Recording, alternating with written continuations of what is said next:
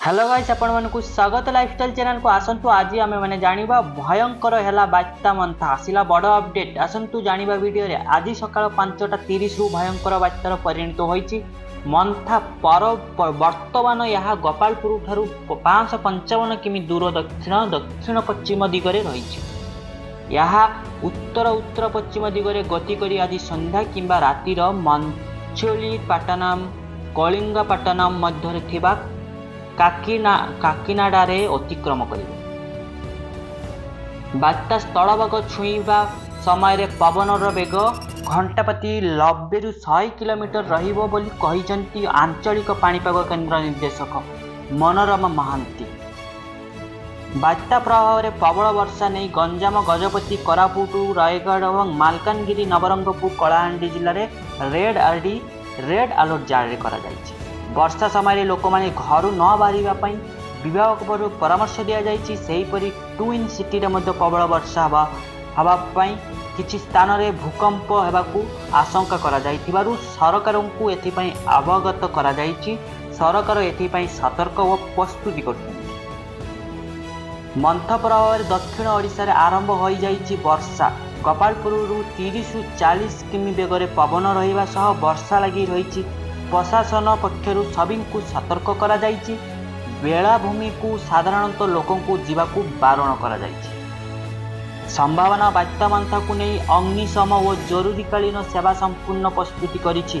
ओडिशा रे प्रबल रु अति प्रबल वर्षा संभावना थिबारु गजपति रायगढ़ मालकानगिरी और कोरापुट जिले में एथिजोगु भूकंपन लैंडस्लाइड आशंका रही। विशेषकर गजपति जिलार आर उदयगिरी हुमामहान और रायगढ़ मालकानगिरी जिला खैरुपुट ब्लॉक मुदुलीपंटा बंडाघाटी चित्राकोंडा और कलाहांडी कलिंगा घाटी थुआमूल रामपुर और कंधमाल जिलार दारिंगाबाड़ी और सरड़ा आदि अंचल किछि स्थान रे पहाड़रू माटी अतड़ा खसी भूकंपन हेबा भय रही। जेकोसी स्थिति रे मुकाबिला लगी अग्निशम विभाग पक्षरु प्रस्तुति करा जाइछि।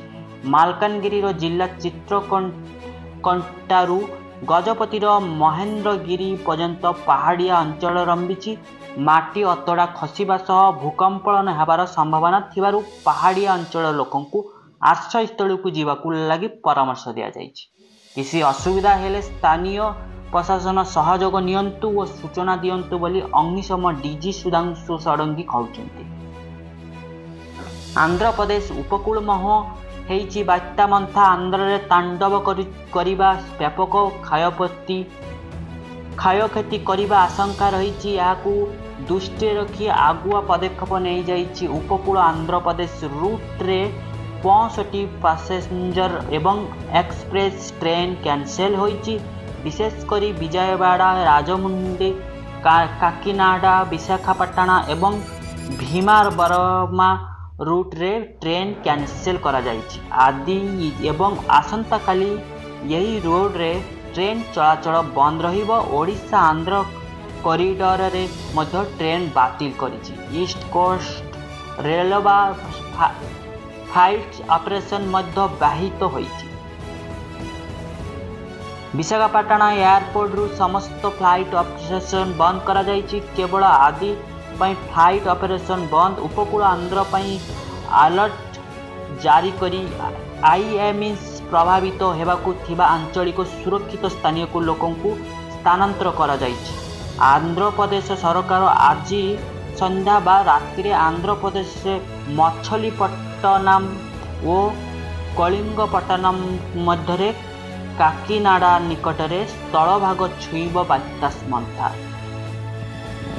अपडेट आप